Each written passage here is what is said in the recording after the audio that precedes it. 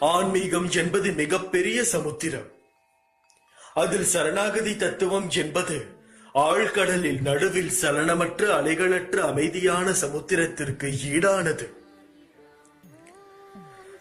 சரணடைந்தால் மனம் அமைதி பெற்றுவிடும்.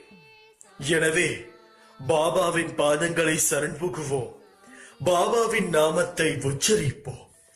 பாபாவே கதி என்று அவர் தம் தாழடைவோம். இவ்வாறு செய்தால் நான் அவருடைய அனுகிரகம் முழுவதுமாக பெற்றுக்கொள்ள முடியும்.